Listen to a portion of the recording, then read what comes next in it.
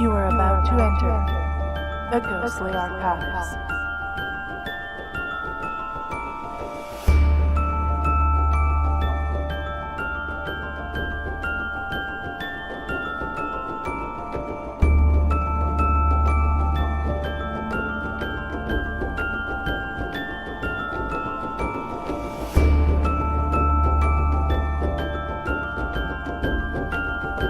Welcome, everyone. We are about to go live on the Ghostly Archives podcast.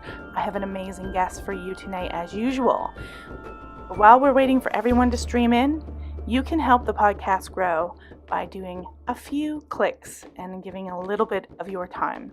So remember, while you're waiting for the live stream to start, go over and subscribe to your favorite platform, give the content a like, thumbs up, and make sure to share that content on your social media or share it from the platform you're viewing it on. And also, go to the audio podcast platform of your choice and give us 5 stars, especially on iTunes. That helps the show up in the ratings and it helps people become aware of us. So, hang tight, got about another minute, and we'll be right with you with tonight's special guest.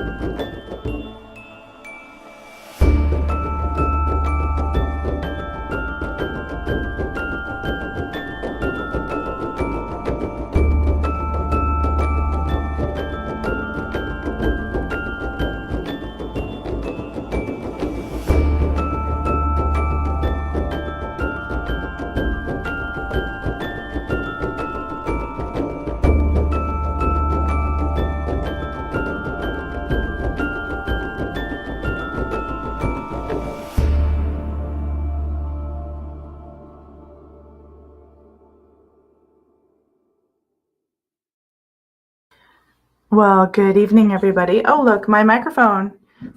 On audio, you guys won't be able to check this out, but if you're watching video, I've got this little microphone. It's white and fluffy, and it looks like a snowball, and it was a little bit too far in the camera. I wasn't expecting it, but welcome to the Ghostly Archives. I almost called it the Ghostly Folklore because I've had like folklore shows and everything. I've had so many podcasts, but welcome to the Ghostly Archives. We are supposed to be doing a show on remote viewing today. Now, one of my guests is having a little bit of technical difficulties with sound and stuff, and we don't know if he's going to be able to show up. We hope he's going to be able to because he was the guy who was going to do the remote viewing. We're going to still talk about this. I've got Jerry in the green room, and we're going to chat about it, and hopefully Edd Schultz can make it on the show. And if not, well, we won't. I don't know. Maybe we can do our own experiment. I had these pages set up. You can't see them if you're in audio, but I had these pages set up where he was going to have us have stuff put in an envelope and have all of us do a sort of, I write down, get into this, I guess, frame of mind and write down our smells, emotions, what we see, what we hear, taste and touch, kind of do a test on remote viewing. I hope we can still be able to do that, but I don't know. Anyways, before I go on and we start babbling on with our amazing remote viewing topic, and we'll see where it goes. Please remember to subscribe, like, share, and rate this show.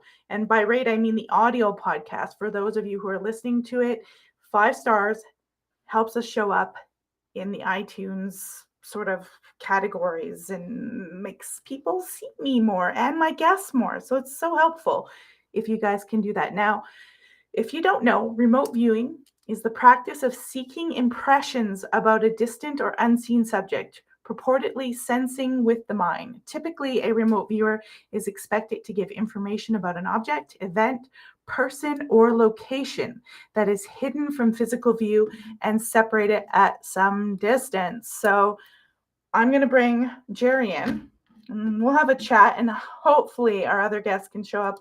We don't know, but welcome to the show, Jer. How you doing? I'm well, thank you. Thanks for having me. Oh, good.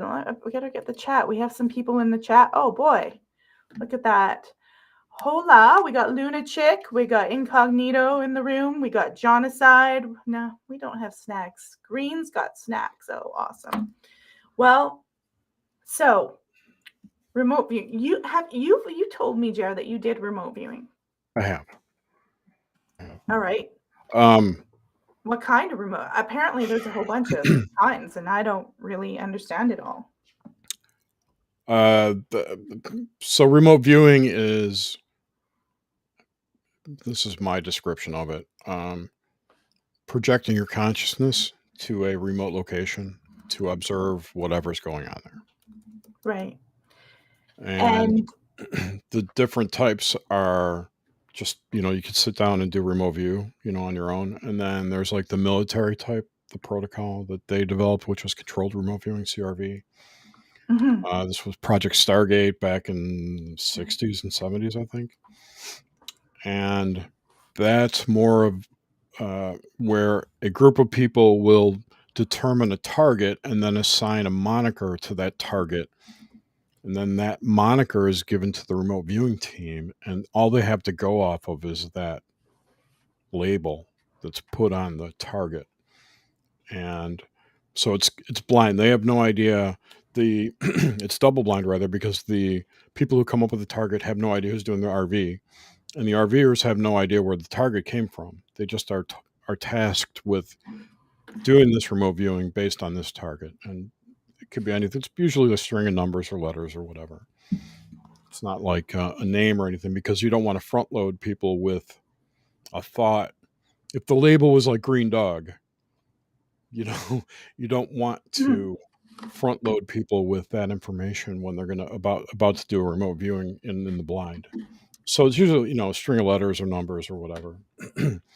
So a friend of ours of my podcast and of my crew, is Adam Loyal. I don't know if you ever met Adam. I don't think I have. And Justin Salas. They used to have a podcast called Cat in the Box. Oh. Which was all about remote viewing, and they did remote viewing every week. So they would announce the week before a target, and then they asked the audience to remote view it, and also they had the audience would send in targets, and they would remote view it. I was only on the show a couple times, but that was the couple times I've done it was on that show, and I got a hit the first time I tried it. So by hit, do you mean like you described everything accurately? Yes. Wow. Yeah, it was very, very cool. Very weird, very cool. I was asking Ed this, and I have no idea. Poor Ed, he is having the worst technology issues, so pray. But I was asking him because I was getting a little worried about doing this, because I thought, you know what? Like, I'm like, my mind, it's hard for me to focus because I'm doing all the tech stuff. I'm doing everything in the background. I'm focusing on this. I'm focusing on that. How the heck am I going to focus? Like, and I know the camera's looking at me. Like, I would think all those things interrupt that sort of focus. Do you have to be in some state of mind? Because I find I was like getting a little worried about that because I have so much to focus on. I think the experienced remote viewers can probably overcome that. But if you've never done it before, or you've only done it a few times, like I don't think I could do it being on camera and on a live stream. It's more of a sit in a chair and meditate for 20 minutes kind of thing. Yeah, that's the thing is I have sometimes when I'm podcasting, I wish I had someone that ran all this stuff in the background, but I can't afford to pay anyone, because sometimes I'm doing so many things at once. My brain is like, what's my next question again? and I lose track. It's just too much stimulus and too much things I have to do at once. So some things get ignored. But I was a little bit worried about being able to even do the remote viewing. Now, there was something about, did we start remote viewing as like some kind of competition with Russia, like part of the Cold War thing? It probably grew out of that. From what I remember, the Russians were working on a program of psychics, a psychic team, psychic soldiers, if you will, Hmm. and someone convinced the military that we need to do this as well, the U.S. military, because if we don't, they're going to kill us, with psychic soldiers. So it's Cold War shit. They're doing it, so we have to do it, kind of thing. I think we got dragged into it, but Did they have good hits? Like were they convinced that the Russians had some sort of secret information? I have no idea. No. I Probably. They I mean, must I have would be. been. Yeah. Plus, I mean, this is the time when Aquino was in the army, in DOD, right? So, I mean, he was probably someone who would convince them to go forward with it, right? Hmm. Or at least agree, yeah, they could find out stuff psychically. And Yeah. I've heard tons of stories about the quote unquote psychic soldiers of the U.S. military that are tasked with. But I remember one story in particular where, and I apologize for I don't remember who I heard this from, but it's probably Douglas Dietrich, someone like that, Hmm. who I'm not a huge fan of, but information is information, right? Someone, maybe him, was claiming that the high level type Navy SEAL guys, like those ultra elite squads, have a psychic team assigned to them who like look around corners and stuff for them while they're in an operation. I thought that was kind of cool. Wow. So I have it's this document here. I'm going to read it for you guys. It's from the National Library of Medicine. And it was talking about follow-ups of the U.S. Central Intelligence Agency's remote viewing experiments. And it says their objective was, since 1972, the U.S. Central Intelligence Agency, obviously CIA, commissioned several research programs on remote viewing. And they were declassified from 95 to 2003. The main objectives being to replicate the original findings and address the question, what are the underlying cognitive mechanisms involved in remote viewing? The research focused on emotional intelligence theory and intuitive information processing as possible hypothetical mechanisms. It says we use quasi-experimental design with new statistical control techniques based on structural equation modeling, analysis of invariance, and forced choice experiments to accurately objectify results. We measured emotional intelligence with the Mayer-Salovey-Caruso emotional intelligence test. A total of 347 participants who were non-believers in psychic experiments completed the RV experiments using targets based on location coordinates. A total of 287 participants reported beliefs in psychic experiences and completed another RV experiment using targets based on images or places. So they used coordinates, and then another participants, they used images and places.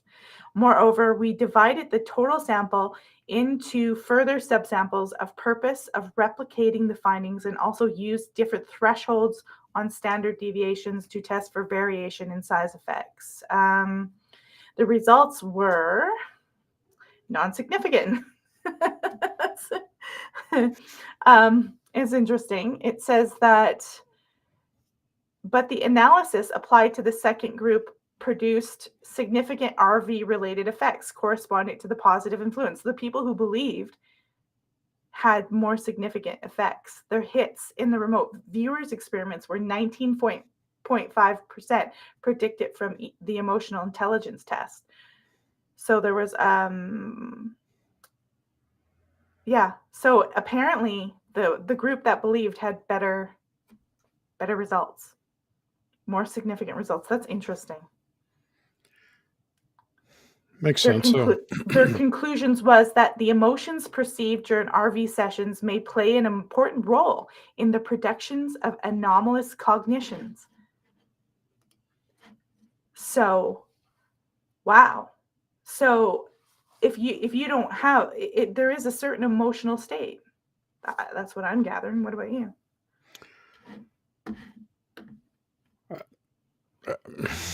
what do you mean? An emotional Well, state? well. Okay, so they were basing it on that emotional intelligence. So obviously, there's some people who have a higher score, and if they believe certain things and they have a higher score in that emotional intelligence test, the results are more significant. So obviously, there's some kind of emotional state that you have to be in that maybe not everybody's in. I'm not familiar with that test, Hmm. but it may.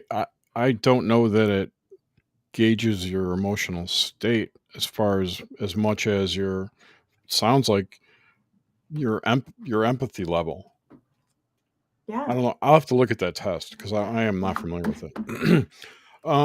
Yeah, your emotional state's going to affect everything you do, Like, regardless. I you know mean, those paranormal shows where the psychic goes in and everybody has these experiences and then they send the skeptic in and they have none. Kind of reminds me of that.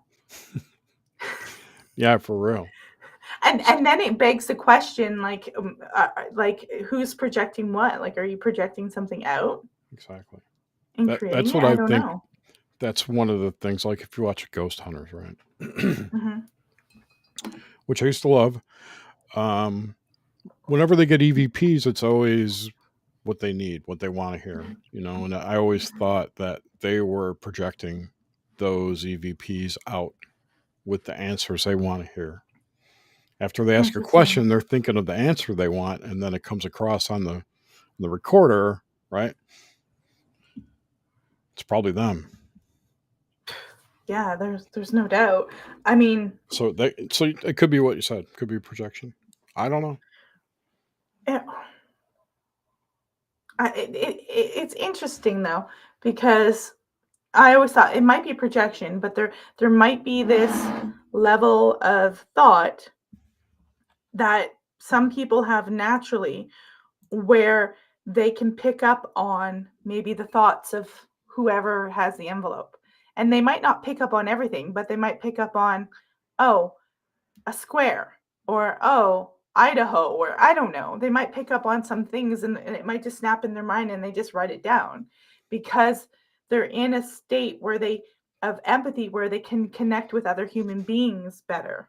If you're Hmm. cold and cut off, it's hard to connect with other human beings and sort of get that impression because it's not just coming from nowhere. It's coming from someone's people are actually putting the stuff in the envelope, making the coordinates. People's minds are doing it. So it also tells me But there's some connectivity. but when you're doing the remote viewing itself, you're disconnected from that. You're alone, not in a. I mean, I don't know I how. know you're alone, but there's certain a mind state where you can connect. That's the whole point, right? And it takes some kind of emotional level to do that.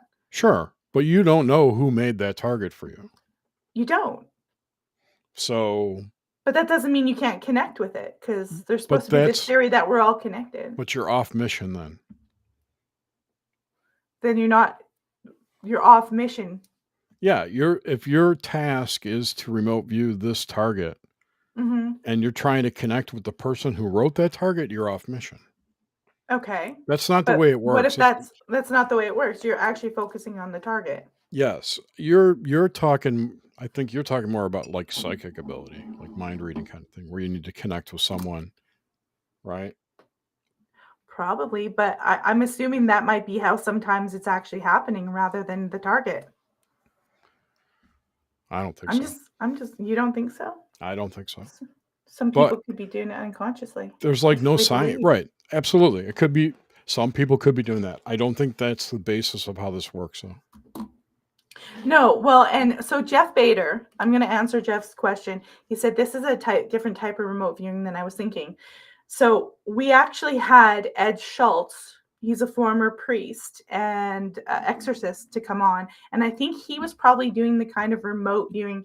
They were thinking he's having some technical difficulties, so we had to start the show without him, and we're just sort of hoping he comes on, and we're talking about different types of remote viewing.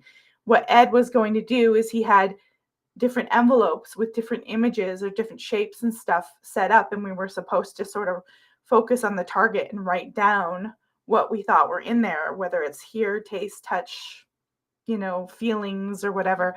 And unfortunately,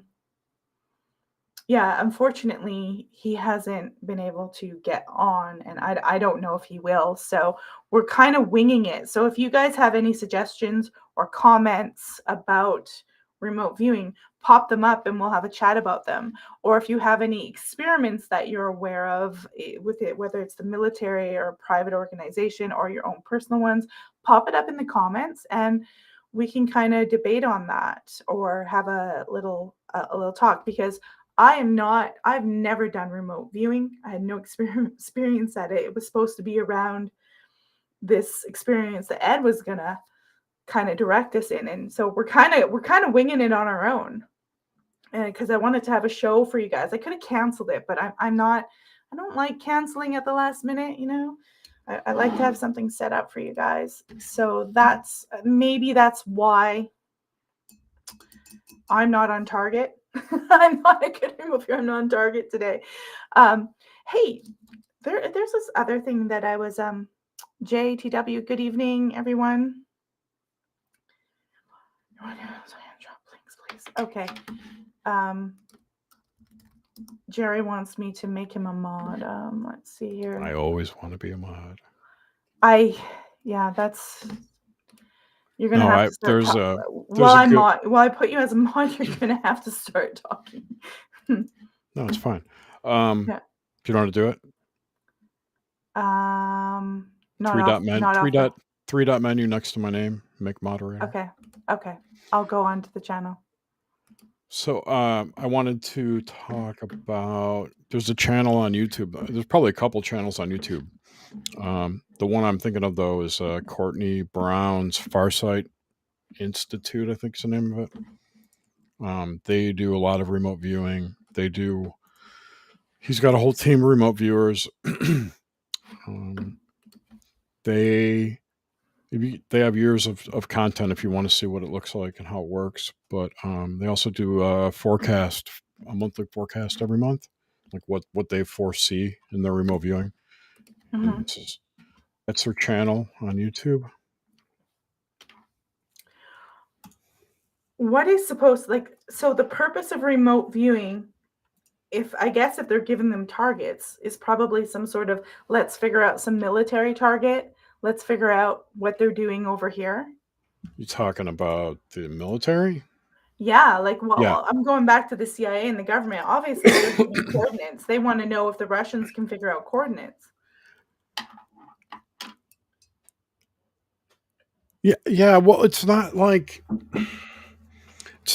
they give GPS coordinates and you go to that point. It's more like going to the Kremlin in the secret file room in the corner here. It's going to be a target like that. Right. But I've had dreams like that, Jer, that I literally listened to that were warning me about something in a filing cabinet, and I went and checked, and it actually literally was warning me of something that had happened at work. I'm not going to repeat it because I actually had to report it in as a crime. But I've had dreams about that. That's pretty. But I wasn't targeted and focused. I've had tons of weird dreams where I'm doing some kind of operation, military operation. I'm like on a squad, taking out a hotel, or all kinds of crazy stuff like that. And I'm sure there are people out there who say, "Oh, you're one of those astral clones or whatever, secret super soldier," because it's the story. How they say they hijack you in astral and make you do military shit. Okay, so I've heard of sort of being hijacked or brainwashed so that they just can trigger you, but I've never heard of them astral hijacking. This is new to me. Well, that's where I think, all these people who talk about clones and clone centers. Remember that guy? I don't remember his name now. The guy who was on the album cover as a kid. I can't remember his name. I God, don't know. it's been a long time. Anyway, he was big with the cloning center stories. Wow. Maybe 5, 6 years ago, 7 years ago, 10 years So ago, probably. I heard that they've been cloning people since the 30s and 40s. That very well may be. However, the story that this guy told is that the cloning centers that most people think they know about are actually in the fourth dimension, in this lower astral space, where celebrities and whatnot get cloned and are abused. Their clones are abused there, which, if it's true that the energetic drives the physical, then that's going to affect those people in the physical realm if they're being abused in the astral. I don't know. I'll think of that guy's name. What I did Um, want to say, going back to the targeting, back when I started doing remote viewing, like 6, 7 years ago, I kind of got the impression that what the mechanism of how it works. You're familiar with sigil magic, right? Oh wait, is it David Marshall? yes. That's my husband. He figured it out. Is it He's David watching us. Marshall? David I don't think. Marshall I don't or think it's Dave. Andrew? It's not Andrew. It's something No. Marshall. I don't think it's David. But yeah, it's that guy Astral Marshall. Lunatic says David Marshall. I don't think it's David. David doesn't sound right, but it could be. I don't remember his name.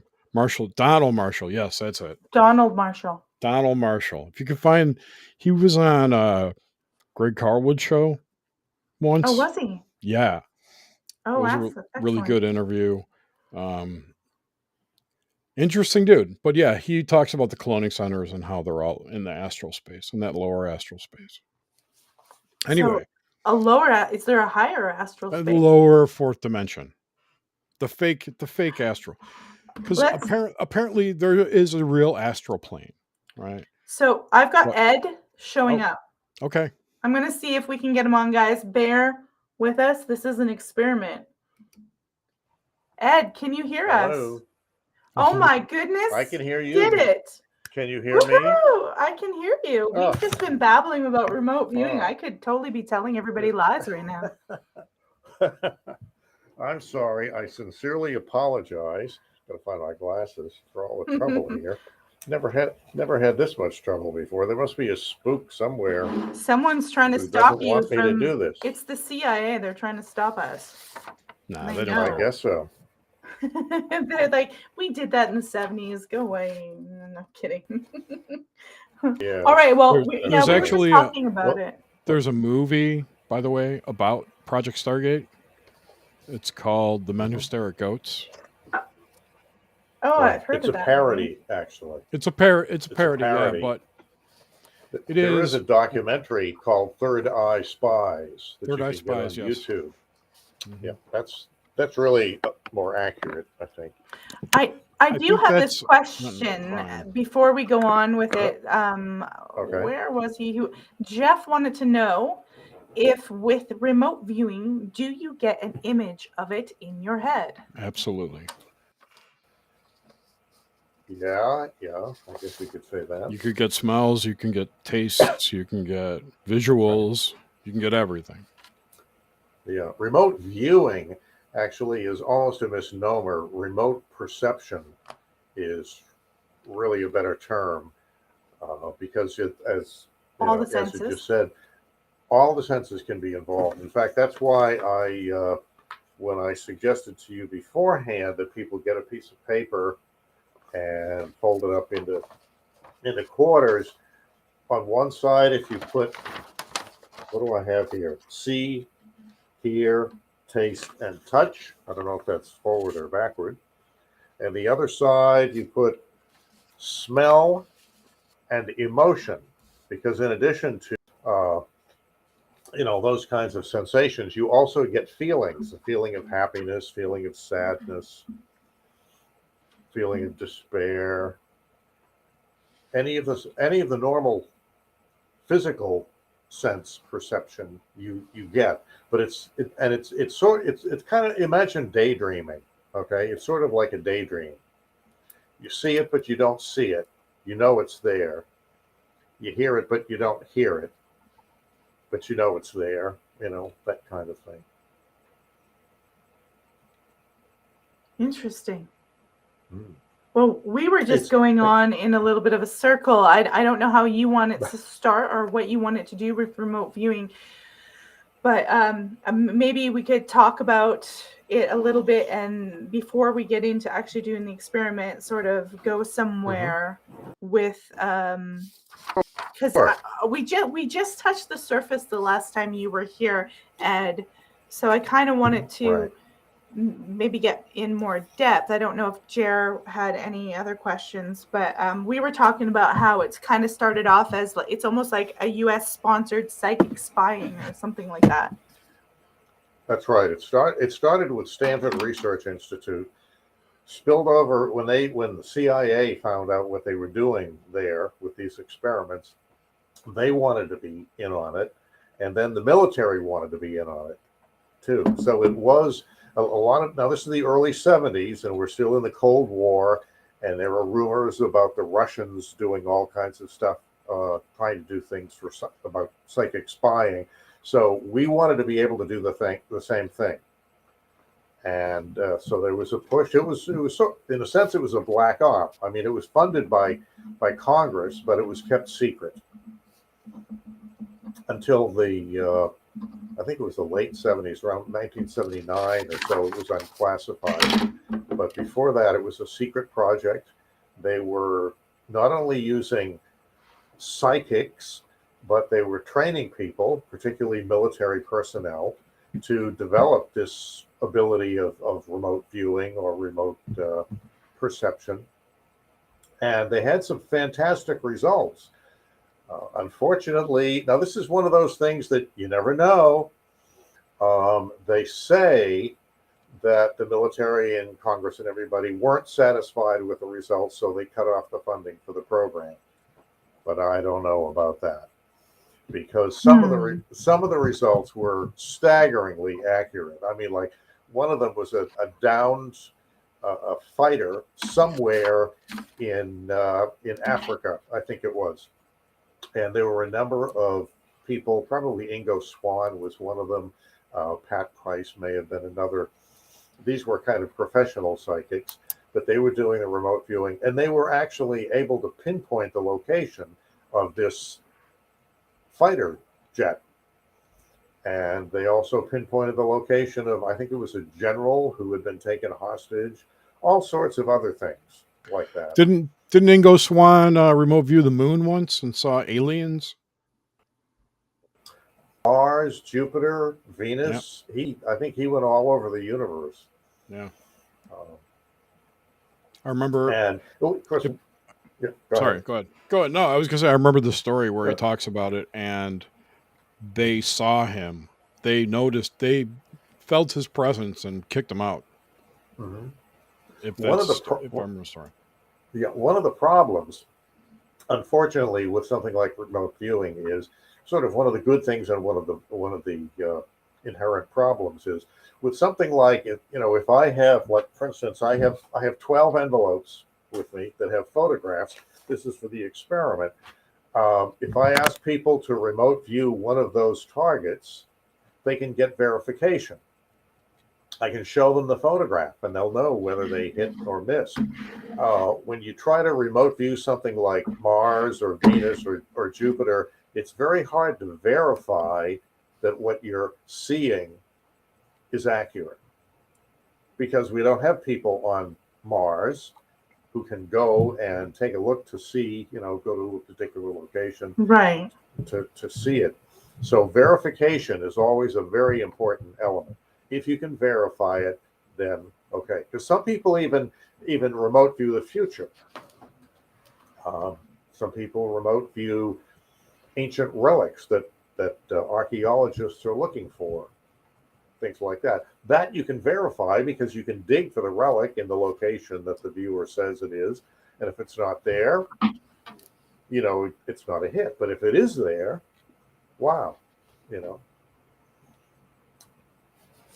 Well, yeah, I suppose verification is, especially when they're doing scientific experimentation and they want to know if this is legit against the Russians. One of the things that I wanted to know, if you had any opinion on, is they're starting with this sort of more organic form of sort of remote viewing and this sort of psychic spying. Do you think this influenced, any of the research may have influenced how they created technology in order to, for military purposes or for spying purposes in the future? I'm sure. Yeah, I'm sure it probably did. It's kind of both, you know, and kind of thing. Viewing affected technology. Technology affects remote viewing. I mean, like in the military, when they want to verify something, usually they need to have more than just one source. They need two sources or three sources to make sure that it's right. So, for example, if a remote viewer says, I see a missile silo at this location. Well, if there's some other kind of intelligence that says they believe that there's a missile silo at that location, then that's okay. Maybe this is accurate. And if there are two intelligent sources, spies who are on the ground who say we think that there's a missile silo in this location, then you get even more verification. But if it's just the psychic saying, I think it's here, there's a big chance that they could be wrong. Right. But I before you came on, I was reading it's sort of an abstract, I think it was about the CIA and some of the tests they did in the early 1970s, and they were talking about emotional intelligence, and they were trying to not just prove that remote viewing existed, but they were also trying to see what mechanisms in the mind were causing it, and they were using this emotional intelligence test to do it. Do you want to expand on that? Yeah, If you know. yeah, it's very much like let's say someone wanting to be an artist or a musician. There are some people who just have innate abilities. They have perfect pitch or something like that. They can carry a tune. Other people no. And so often when they were looking for candidates, one of the things that they would look for is creative people, people who already know how to use their imagination, because imagination is, and again, it's one of these two-edged swords. Imagination is an important element in remote viewing. And being able to notice things that are different, things that are out of place. In some of the training nowadays for remote viewing, one of the things they ask you to do is walk into a room and look at the ambiance in the room. And then go away, and maybe a couple of days later, come back, look at the room again, look at details, and see if the ambiance has changed. And it seemed that the more you were able to pick up these picture of subtle change, right, the other day, that lamp is on, it was off the other day. People who can notice these subtle differences seem to have much better scores when they're trying to score something. So the more emotionally creative you are, chances are you're going to be a better remote viewer. They also mentioned that the results for people who didn't believe were not as significant as people who had a belief in psychic ability. Yes. How does belief make it not like that's not legit, or is that like, because some people would say, oh well, it's because you believed in it. Well, that again, it's a very hard question to answer. But there were people, as I mentioned when I sent you a message earlier, one of the things that they did at SRI, Stanford Research Institute, with the CIA, is these, and Fort Meade was where they were doing, in Maryland, where they were doing the military stuff. Often generals and congressmen would come in and say, all right, show me. I don't believe in this stuff. I'm not sure about this stuff. I want you to show me. And what they would do is, instead of taking the general or the politician to a psychic who would then demonstrate it, they would say to the politician or the general, okay, sit down. I have 12 envelopes that have photographs in them.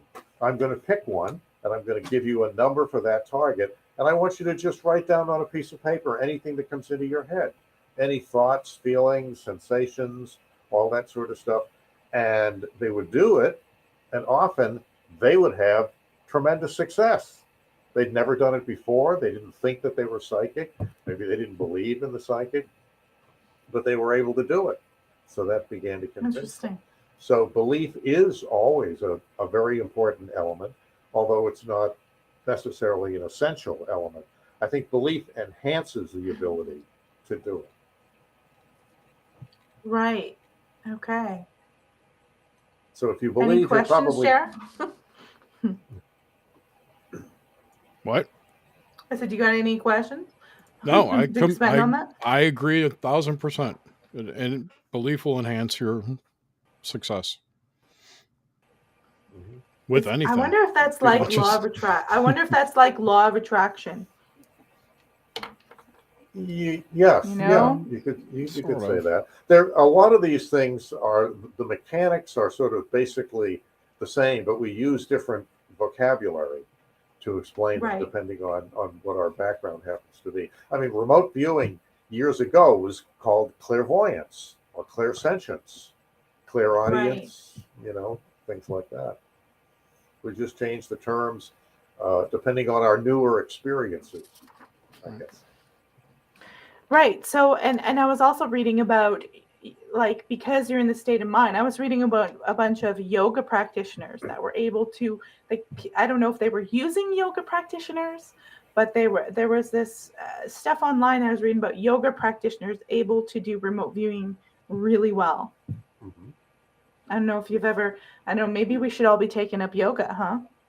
Well, I mean, it's funny. They say everybody is different, of course, but often people who are attuned to more spiritual, psychic things obviously do better with remote viewing because again, they're open to the possibility of this experience really being true. So when these impressions come in, they are more open to letting them in. Right. No, and as for smell, like when people are talking about smells, do they just, they're sitting in a room where there's no smell and they just suddenly get some smell that doesn't exist? Yeah, it's sort of Like, for as real? I was saying before, it's for example, it's a smell, but you're not really smelling anything. You kind of think of that, rosebuds. Okay, it just kind of pops into your mind. These Interesting. are remote viewing is not something that you can force. You really have to relax and let it in.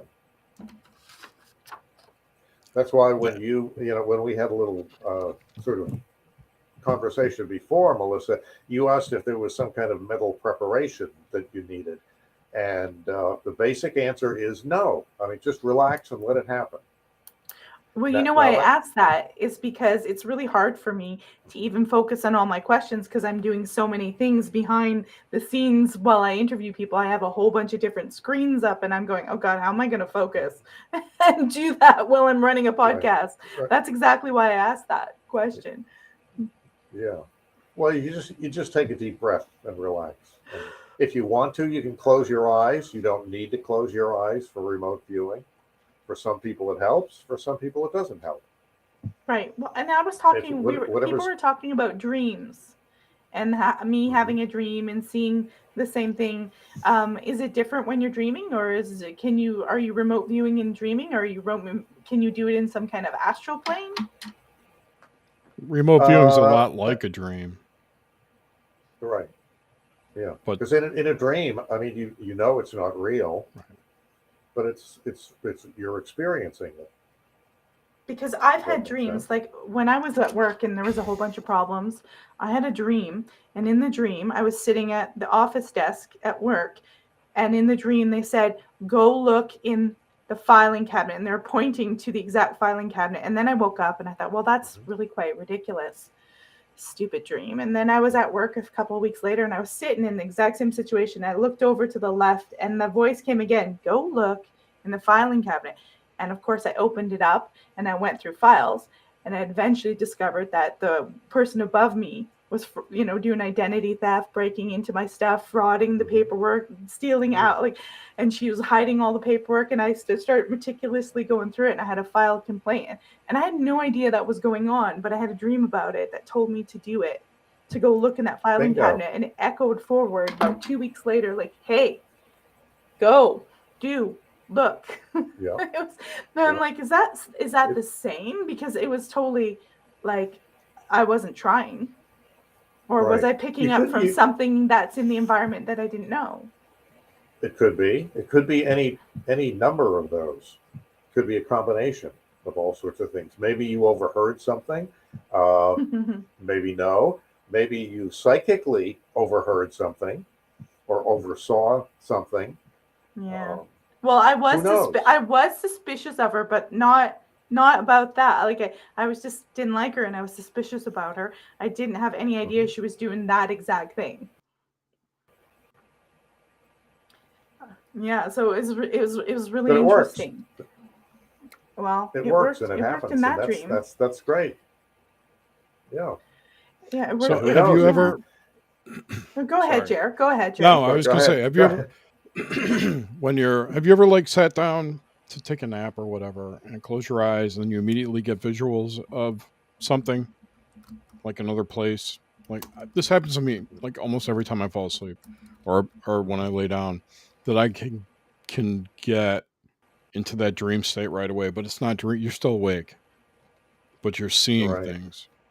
And that's what the RV experience is like, where it looks like it feels like a dream, but it's not a dream because you're completely awake. And it's not a lucid dreaming experience. It's completely separate from that. It's hard to explain, but if you've ever had the situation where you close your eyes and then you see things, like I used to have this picture window that I would always see, a picture window, and I would go through it, and then I would expand into something before I fell asleep or whatever. But that's always been like the starting point for me, as a picture window. It's called a hypnagogic reverie. Yes. I am / used to be a hypnotherapist. So I'm familiar with all of that kind of stuff. And it is very much, I would say, it really is very much like daydreaming, because you have your eyes open or you have your eyes closed and you're sort of aware of things. You don't necessarily see a vivid three-dimensional color picture of whatever, but you're aware of things. I did send you. I know we're running out of time. Are we? But, no, it's okay. Don't worry about it. We'll do a little extra. Okay. You've only been on for about 20 minutes. I did earlier 47. today send you some pictures. Let me kind of give you. There's another element related to what we're talking about. Can you put up the the pyramid? Let me I'm going to put us here. I will put up the pyramid. Here's the pyramid. Oh, okay. Good. Everybody, there is the pyramid. Okay. I was doing a remote view experiment with somebody, just like we're doing tonight. Only I said to the person who was there, the host, please look at something in the room. Don't give me any idea what it is. Make sure it's not reflected in a mirror behind you or something like that. But just look at something in the room and focus on that. Well, when they did that, the first thing that popped into my mind, I have a whiteboard here. I hope you can see it. First thing that popped into my mind was this shape. Right. Hold up a little higher. There. Okay. Interesting. Now, I think that's a hit. Now, the other thing that came into my mind was the color red. And if you notice, if you look close on the pyramid, there are at least one or two red circles on the pyramid. This is a crystal pyramid. Now, one of the difficulties with remote viewing is something that's called analytical overlay. Sometimes you overthink what the impressions are that you're getting, because when I got this impression, my logical mind began to kick in, and it said, "Oh, hey, remember the 60s and the 70s?" And I said to the person who was looking at it, does a peace sign make any sense to you? And of course they said no. So you So tried to impose something on it. That's right. My logical mind. See, this is a kind of right brain, left brain experience. My logical mind was trying to make sense of the impression. And so it kind of put that, there was this analytical overlay on top of my experience. And that took me in the wrong direction. So one of the things that they found out at SRI is, in order to be as accurate as you possibly can be, describe, don't try to identify. If you get a sensation right away, and you try to figure out what it is, rather than what it looks like or what it feels like or smells like, then you're probably going to go in the wrong direction. Right. There's another experiment that I did. If you could put up that one of the other pictures, picture number 2 or picture number 3, with all the people there. Okay. I was in an online chat, a remote viewing chat, and somebody said, okay, I have target number X375. Tell me what you all think. And I immediately got an impression of a group of people, probably Asian people, standing in front of a building.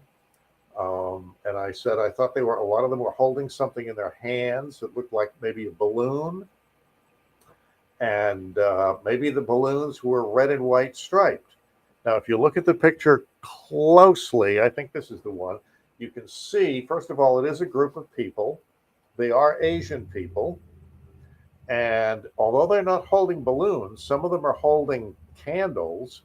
And if you see those kind of bright circles in the back, they kind of look like they could be balloons. I mean, I was sensing some kind of thing like that. But again, I tried to analyze it too much, and I said balloons, and maybe they're red and white striped balloons.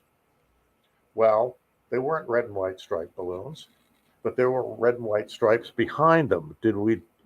Am I gone? No, you're still here. Oh, okay. My screen just changed. Now, again, all they gave us was a target number. That's it. No explanation of what or where this might be. And as they began to give us some feedback, they said, well, actually, what we were trying to do is have people locate where that missing Malaysia flight, what was it, 370, I think, where was that? Where did that land? Or where did it crash? Now, this picture that I showed you, as soon as they said that it was flight 370, I immediately went online and looked to see what I could find out about survivors of flight 370. And what I came across were these pictures. Oh. And I also, as I was describing this, I said, I see some people in the front. I see 2 children in white clothes on either side of an adult. And I see a woman in the back who has a white hat with a black band around it. And I said, I think that they could be in Beijing, China. Well, it turns out that this is a picture of the families of the victims of this tragic accident, who were holding a vigil. And it wasn't in Beijing, but it was in Kuala Lumpur. But the plane was bound from Kuala Lumpur to Beijing. And if you look at the 2 pictures, you'll see, I think in one of them, there are 2 children in white standing on either side of an adult in the front of the picture. And either in the same picture or in the other one, there is if you look in the back row, there's a woman with a white hat with a black headband. So in this particular case, I wasn't getting the target that they really wanted. I wasn't getting a location of where the plane crashed, but I was getting information about what this target was about. I thought that was kind of interesting. And you see the the red and white stripes again, a little bit of um, analytical overlay. I tried to put the stripes on the balloons, and they weren't actually balloons; they were candles, and they were reflections of some kind of light up in the top. So that's why, again, you try to just describe and not identify. The more you Yeah, try it would to, seems that it's a little, like you said, like a little more emotional rather than strategic location. that's right. Yeah, it had to do with the subject matter, but not necessarily the target itself. And that can often happen. Sometimes people, look at that and they say, "Oh, well, you didn't hit the target, so that wasn't a good session." Well, if you didn't hit the target, maybe you hit something else that's just as important that's related to the target. Hmm. I would suppose for something that's like CIA or military, that would be not specific enough, though, for what they're Well, I looking think for. right, but I think it depends on the content too of what you're looking Right, at. Let's say that they right. want you to look at a missile silo and you don't see that, but you see, let's say, some kind of lab, some kind of bio lab that's not too far from the missile silo. Well, that's Hmm. important Hmm. information. All right. So Do you want me to go to the next picture? you never The know. last one? Um, Well, there is this yeah, one. Oh, it's the yeah. same. It's very similar. It's very similar, but one of them, I think one of them has the lady in the white hat, and the other one doesn't. And one of them has the two kids in the front, and the other one doesn't. And one of them has the red and white stripes, and the other one doesn't. These were New York. These were pictures that were in the New York Times, I think. Interesting. Uh, And what target were you tasked with on this? They simply gave us a target number. What they were specifically looking for was the location of the downed plane. They wanted to try to find that. But they didn't give us any indication as to what we were looking for. They just said target number XYZ 354. That's it. That was all the Right. information. And in, like, for instance, in the experiment that we're hopefully have time to do, I have 12 envelopes. They're numbered 1 through 12. And well, I do you I want to don't I get don't started on that? sure. Why don't we do that? Are you So ready? Is everybody ready? uh, We're going to do the experiment now. I know I'm a little nervous because I'm like totally distracted It's not going about to be 500 instant. I different mean, ways. Ed will pick the number, people will remove you, and then we can like in 20 minutes go over it, see what people come right. up with. Okay. Yeah. Okay. These are the envelopes are numbered 1 through 12, and I'm mixing them up right now. And Melissa, what I'm going to do, I'm gonna deal the envelopes down one at a time, and I'll count. So in case you don't see too well there, you know that there are 12. You can tell me to stop anytime at all, and that's the target that it'll be. I don't know. I know what the So photographs are, but I don't know which photograph is in which envelope. okay, so you're going to keep kind of shuffling around till I say stop? Know Oh, them, just pick one. Doesn't right? matter. Onto a chair.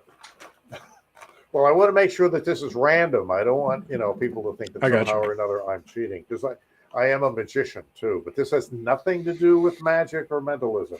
This is a pure scientific experiment. All right. Well, I tell you what, Melissa, pick a number between 1 and 12. 6. 6. Okay. Here we go. This is target number 6. Just write down whatever impressions you might get, whatever thoughts jump into your head. Again, don't try to identify what the picture is. Just write down, especially if you have your paper, write down any impressions at all that you might get, any feelings, any thoughts that come into your mind, no matter how crazy they might seem. Any feelings, emotions, tactile sensations, rough, smooth, wet, dry, any kind of smells or no smells at all, shapes. You can draw pictures. or you can write words or a combination thereof. And this is, just to remind everybody, this is target number 6. I have no idea what it is. One of the reasons I emphasize that I don't know what picture is in what envelope is because sometimes if the person who has the target knows what the target is, you could say that it was telepathy, mind-to-mind contact, rather than remote viewing. But in this case, I have no idea which of the 12 photographs is in this envelope.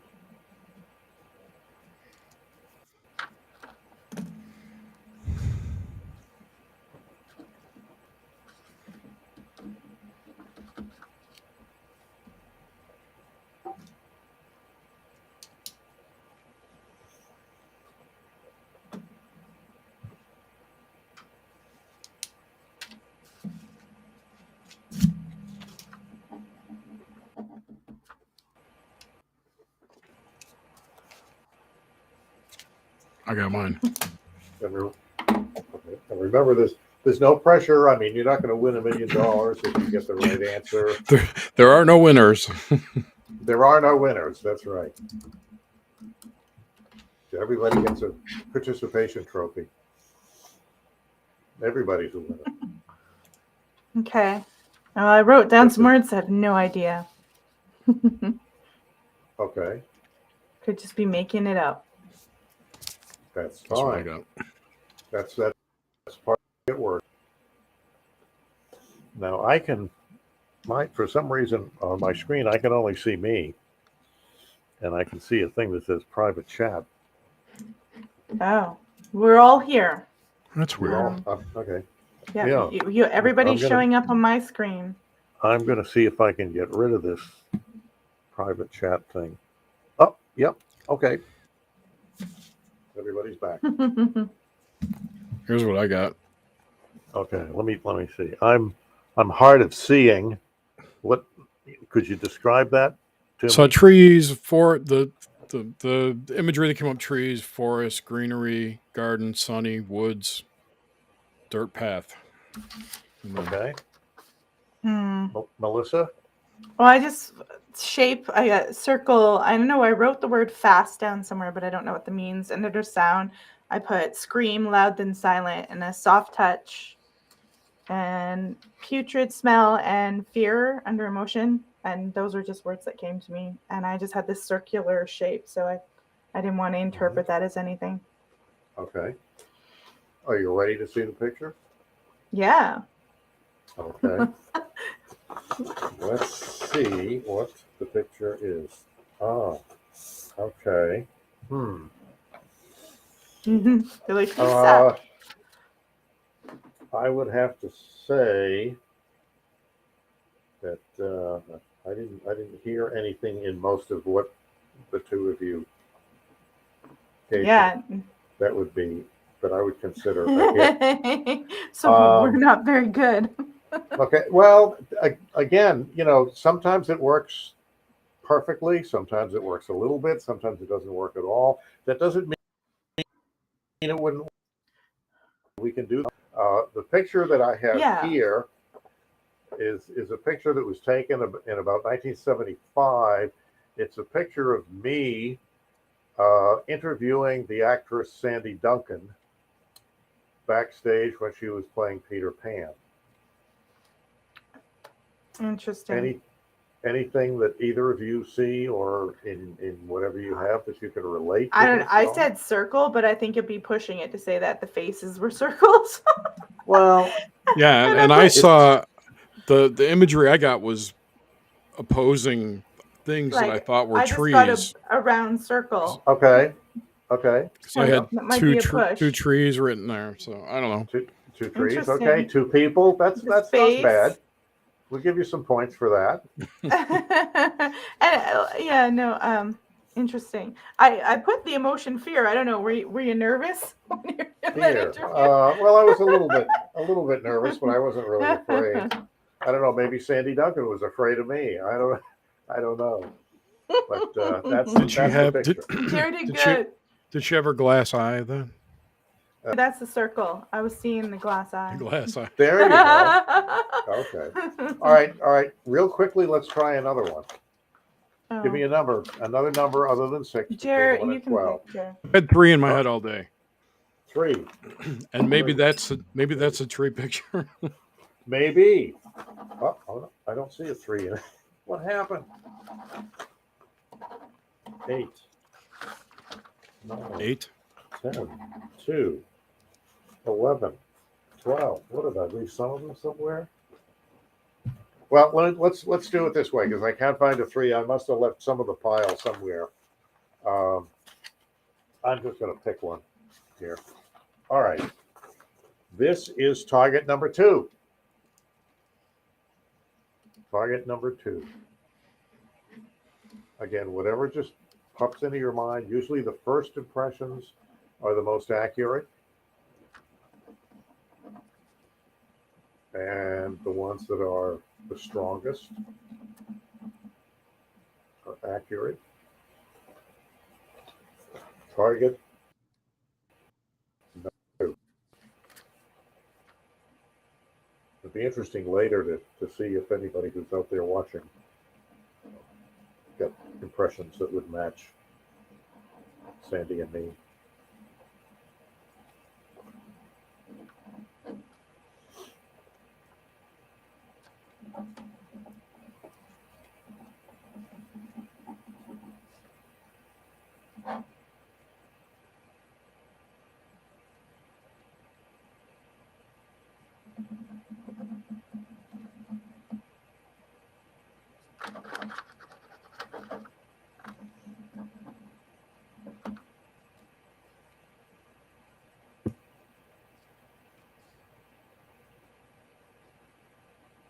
And I would say that if people want to learn more about legitimate ways to learn remote viewing and how it works and things like that, there's a great podcast called New Thinking Aloud, ALLOWED.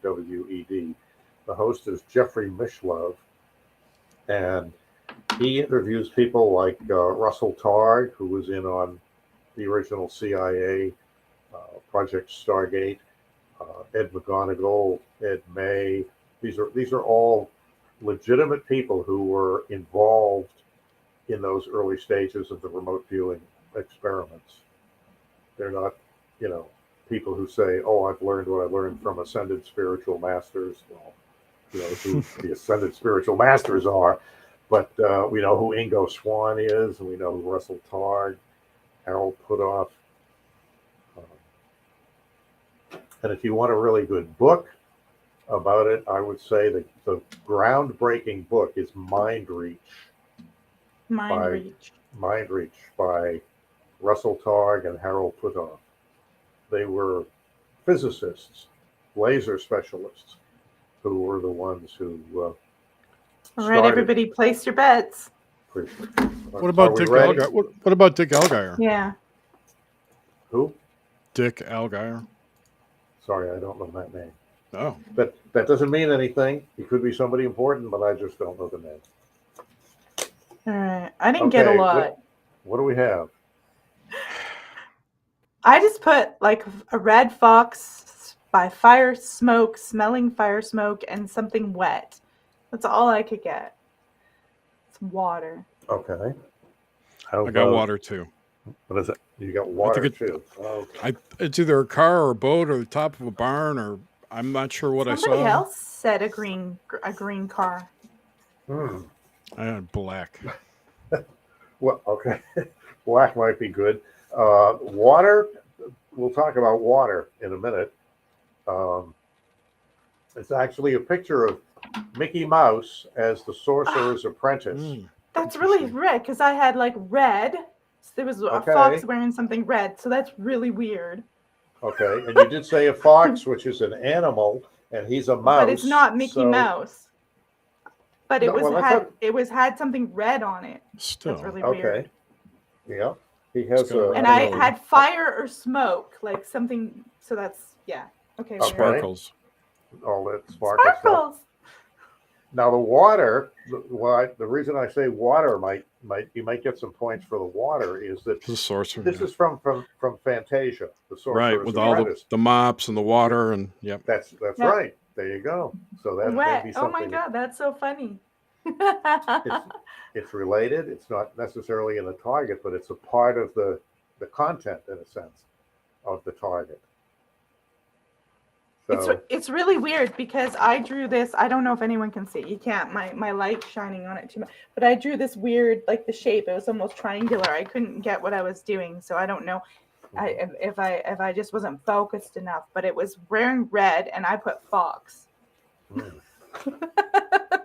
And I was trying to draw this weird, almost, I don't know. It was weird. Anyways, that's so interesting. well, that's okay. I tell you what, real quick. Number one, target number one. What is it?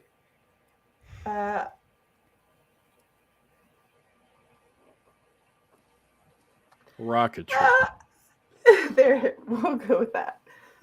It's the first thing that popped into my head. Okay. I went blank. You went blank? Oh, come on. Yeah, I went totally blank. You can do it. Give yourself That's- permission to do it. That's not really. I'm not really meditating and going into that state to remote view, though. I was going off the top of my head. That's more of a psychic thing, isn't it? Well, remote I view. suppose Chad always psychic. says- They kind of Chad- overlap. Functioning. Chad says it's a whale. A whale? A whale. Oh, that hurts my feelings to say that it's a whale. The reason I say it hurts my feelings is because it's a baby picture of me. Aww. What a cute baby. But thank you, little chubby kid. But there you go. I mean, sometimes you get things spot on. Maybe some of the viewers out there got some good impressions. Do you know what's really weird about the Fantasia picture of Mickey Mouse as in the Sorcerer's Apprentice is I actually drew that very image when I was a young girl. We were renovating and my parents let me draw a whole bunch of Disney stuff because I was into drawing in art classes, and I drew that picture on my wall in my bedroom and painted it all up. And they covered him kind of doing the magic thing with the magical hat. I drew that exact picture on the wall in my bedroom when I was about 15 or 16.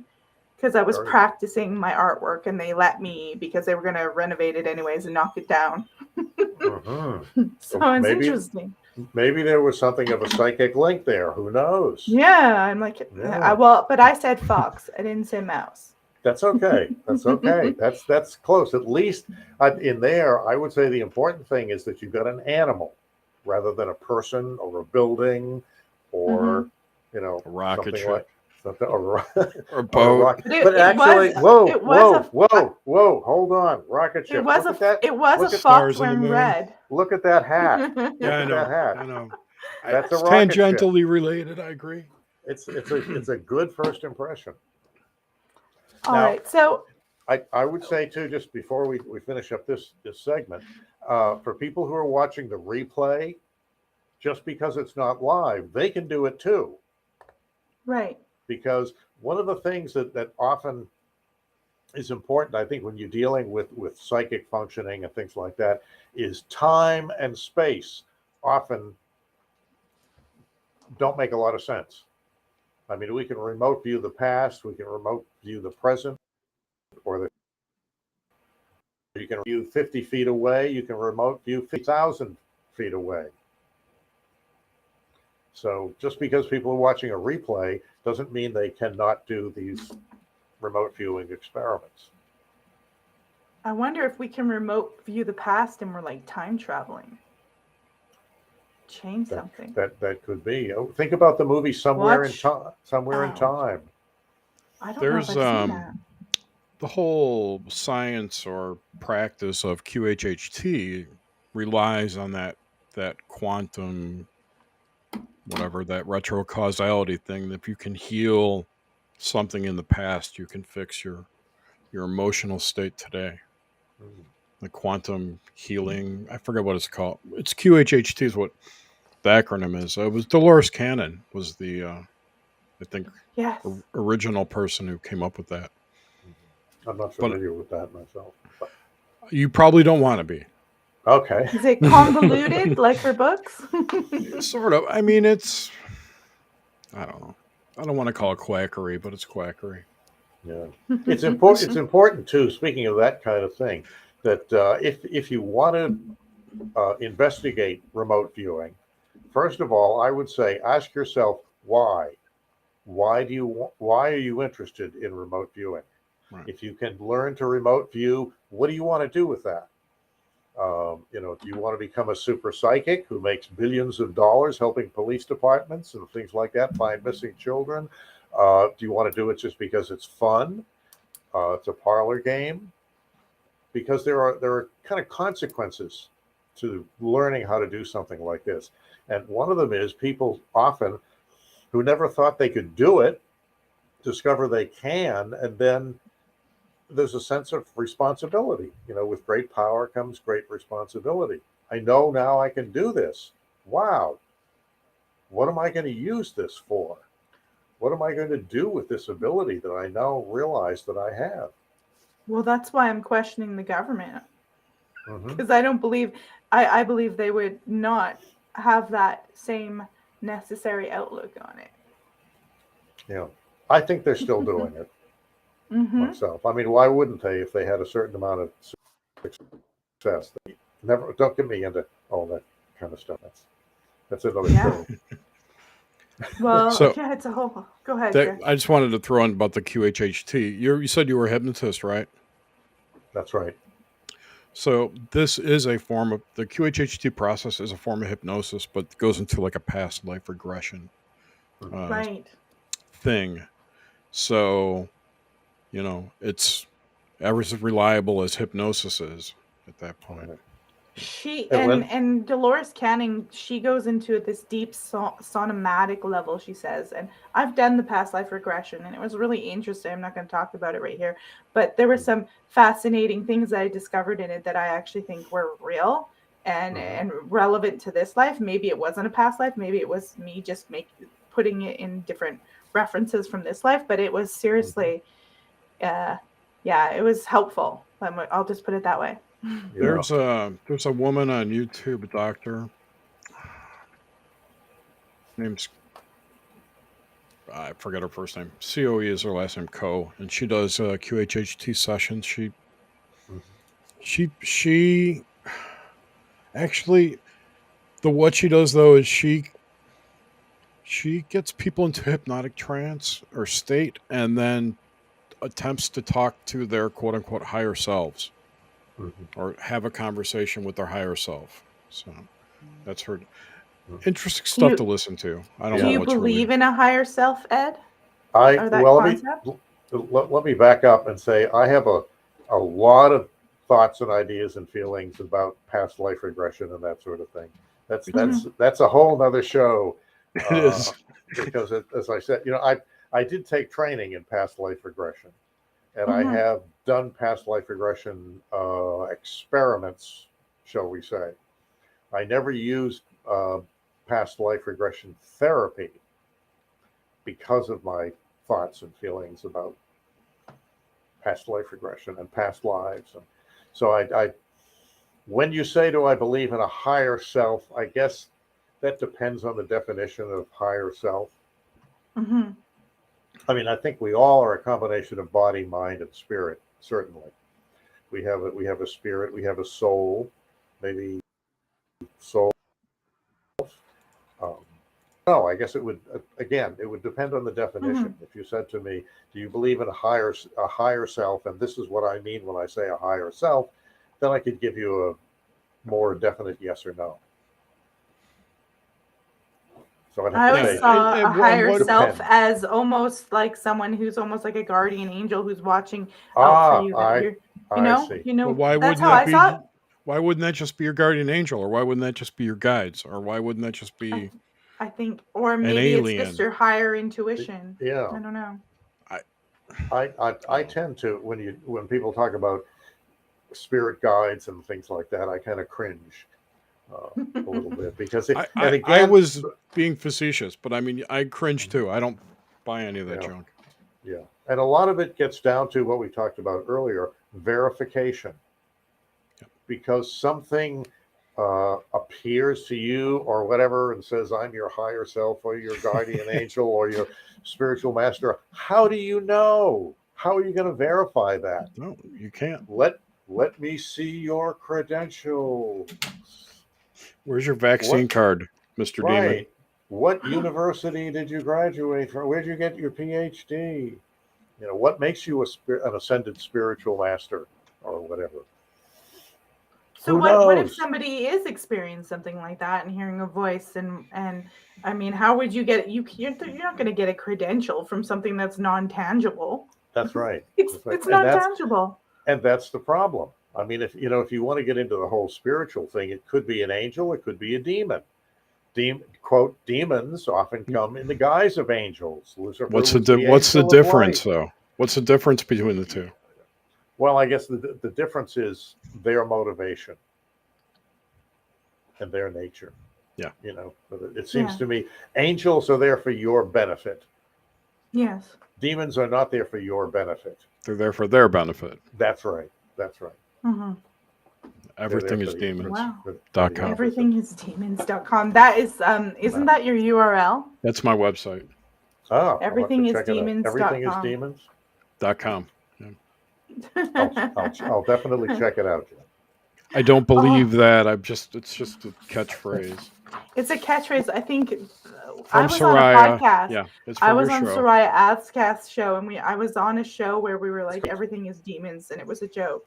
No, they were talking. They were expounding on the fact that people just when they can't figure something out, oh, it's just demons. You know, like aliens. Oh, it's demons.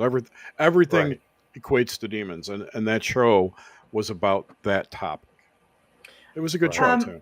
There's a lot of people who are very Christian who believes that. Like if you say anything paranormal, if you say anything paranormal or talk about, they're like, that can't be a ghost. It's a demon. And I'm like, oh, okay. That's right. And that reminds me. You reminded me of a Flip Wilson joke, by the way, Ed. Yes. The devil made me do it. The devil made me do it. Right. Yeah. What was her name? Georgine or Geraldine? Geraldine. I think it was Geraldine. Yes, Geraldine. The devil made me do it. The devil made me. And we're showing our age. There's one other thing just to throw into the pot, maybe for discussion for later, in terms of seeing things, seeing beings, seeing demons, seeing aliens. There's something really interesting called Charles Bonnet syndrome, Bonnet. It's something that happens to people who are losing their vision or have vision problems, where it's a brain thing. It's not a mental illness. It's a thing where, because you're losing some of your vision, your brain wants to fill in the blanks. And it'll often fill in the blanks by giving you a hallucination of something that isn't there. And it could be grandma, it could be Aunt Tilly, it could be a demon, it could be a fox, it could be anything. It could be a bird flying around the room that's not there. And people can generally, who have this syndrome, they swear that they really see something, but there's another part of them that says, no, I know it's not real. It's not really it. But it's a real condition, Bonnet syndrome, Bonnet. Look it up on YouTube. Charles Bonnet syndrome. Charles Bonnet syndrome. So, Ed, I have good intentions. I want to keep going with this. I want to become better and more accurate. What do I do? Like, what do people do? I mean, I know you say just focus, but I don't know. I'm the type of person I need a like a step 1, 2, 3, right? Maybe there's some people out there that need that guidance. Okay. Yes. And two ways to answer that question. One, go to New Thinking Aloud. They have, and you can, when you put in YouTube, you can put in remote viewing training part 1, New Thinking Aloud or something like that. And you'll get a sort of step-by-step description of how they trained the people in the military grade. They call it controlled remote viewing. And that will help you out. Also, I mean, I learned to remote view when I was going through the Silva Mind Control course back in 1972 or 1973. Um, and that's a whole other subject for another podcast. But the Silva Mind Control class at the time, which is now simply known as the Silva Method, SILVA, is a consciousness training, psychic training, brainwave training course that helps you deliberately go into an alpha level whenever you want to, self-hypnosis, if you will. But I would say learn self-hypnosis. Hemisync is another one too. The Not familiar with that Monroe, one. the Robert Monroe Institute. Oh, yes, I've heard of the Monroe Institute. Yeah, And I've heard that that's a good one. That's handled by some people who were involved in Project Stargate. yes. So this was my first time doing remote viewing. Do you think if and I was a little bit nervous, do you think if I do it more and I'm less nervous, that's part of the block? That Yes. you could get better? Yes. I know the more you do it, the better you get, usually. And the more you begin to believe, the more you're moving your mental muscles and your psychic muscles. The more you do it, the better you get. I mean, some people can do it right away without any kind of training at all. Some people take a while to train. It's like learning to play a musical instrument. Wow. The more you do it, the better you get. And if you have somebody legitimate to help you, I learned to play the violin a couple of years ago. I started off with a teacher, and then I left the teacher, and I started doing it on my own, and now I don't do it. I wish I did. I did that with piano about 20 years ago. Okay. But it's just like that. And, right. You do what's comfortable for you.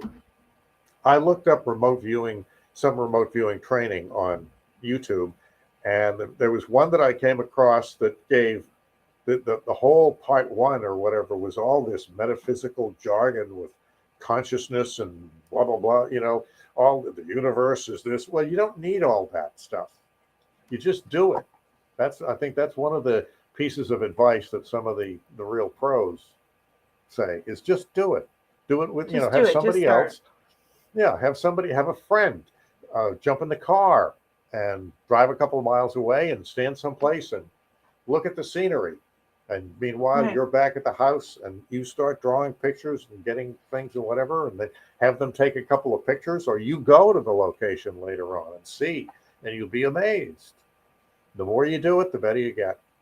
Well, I'm going to give some kudos because I sometimes get hard on myself and I go, oh, how am I going to do this? And my husband always tell me, you just got to start doing it, Melissa.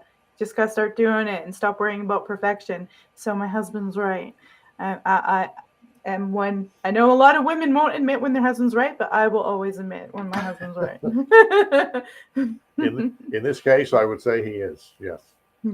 Absolutely. Well, I want to thank you for coming on. I know we had a little bit of tech stuff there. Is there any last words you guys want to say on remote viewing or any kind of psychic stuff before I close out? Or anybody have any last questions that are in the live chat?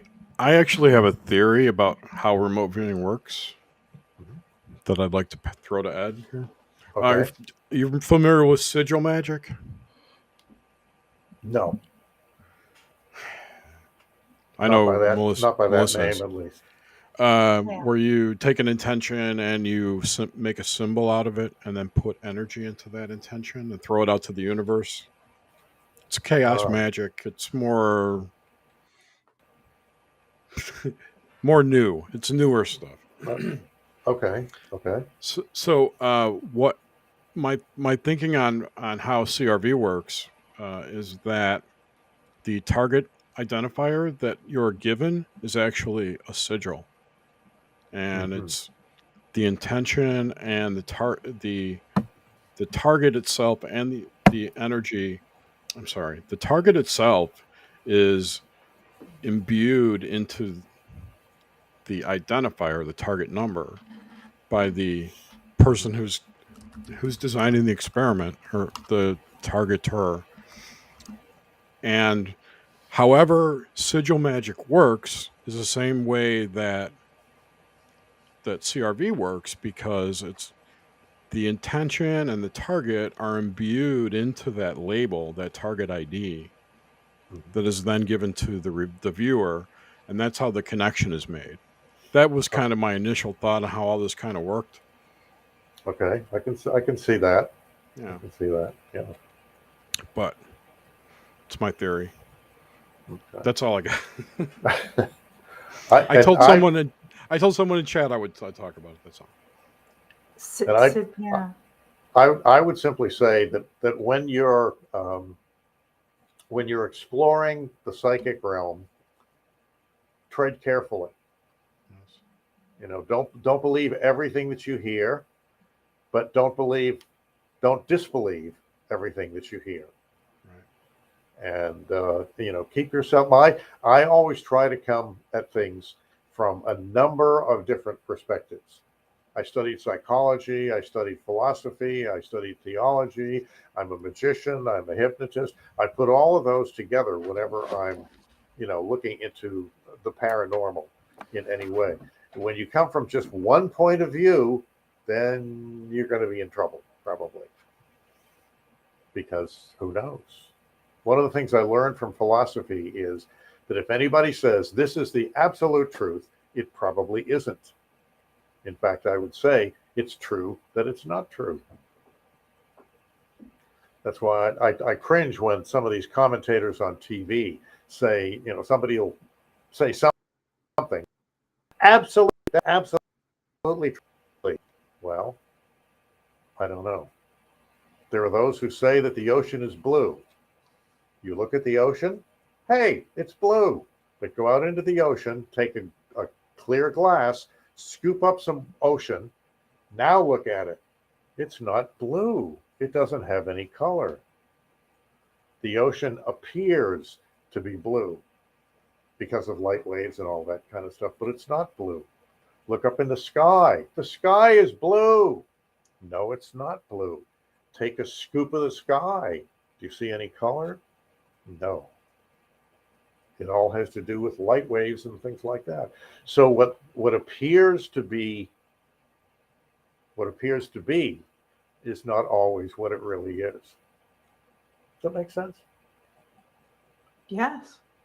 I guess it Absolutely. does. Absolutely. That's my philosophy. Well, it goes back to, it actually goes back to what you said about not projecting your stuff on it, because you could think you start getting that triangle shape and you start trying to say, well, it's this or this, but that's, you know, kind of ties back to that's not always what it seems, because you're trying to logicize it.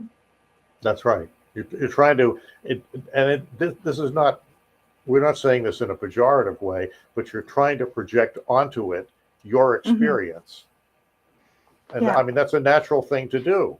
It's really hard not to do. Right. You know, because we're full of our own experience, and that's how we learn as well, right? From our experiences and our brain patterns itself and its thoughts around that. And that's why I guess you got to be open to other experiences to relearn. That's right. Have a more malleable brain. That's true in any part of life. Any part of life. You know, when we hear nowadays about people being racist and fascists and this is and that's it and xenophobic, come on. You know, all of those categories are not as cut and dried as people think. And how a person behaves doesn't necessarily put them into a category that you think that they should. Exactly. It's true.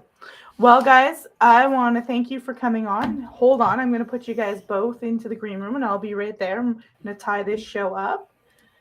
All right, everybody. Thank you guys for joining us. I want to let you know that I'm booked right till the end of March. It's fantastic. I have this wonderful Trekker calendar that my husband gave me. And so next week, coming on, we have Jen Dorrell. She's going to show some EVPs. We're going to talk all about the paranormal. That is on the 23rd. That's 6 p.m. Mountain Time, 8 p.m. Eastern. On the 31st, that's a Wednesday, I've got Tove Johnson coming on. 7 p.m. Eastern. We're going to be talking all about Bigfoot. Tuesday, February the 6th, Walter Bosley's going to be coming on talking about Tartaria. If you don't know what that is, look it up. 13th, 3 p.m. my time, 5 p.m. Eastern. I rebooked Gary Parsons. He was supposed to be on tonight, but he got the flu. We're talking Hammer horror, baby. I love Hammer horror. The 21st of March, Joshua Cutchin's coming on. He talks all about a lot of paranormal, Bigfoot, paranormal theories of everything. And on the 28th, Dave Cruz, my favorite conspiratorial paranormal guy. He is coming on at about 8 p.m. Eastern on the Wednesday. So make sure to subscribe to the channel so you get in on all those guests coming. Make sure you like this content. Give us the thumbs up before you head on out. Make sure you share this on your platforms. And if you're listening to the audio podcast, or if you're listening now, go over and give Jerry's like, if you're having Cruz on, unsubscribe. He's just joking. He loves Dave. Anyways, rate the podcast 5 stars, especially on iTunes, is super important because it helps us show up in the charts, guys. I will see you next Tuesday with Jen Durrell, and I hope you enjoyed this little experiment. Maybe we'll do another one. I'm sorry I was a little bit nervous about that, but maybe I'll get better. Maybe I'll practice and we'll do another show, and I'll come back and I'll be super psychic. I'll actually know who's going to win 2024, and I'll be able to spy on the Democrats or something. Trust me, if I could do that, the CIA would be at my door in 10 seconds flat. All right, guys, take care, and I'll see you next Tuesday on the Ghostly Archives.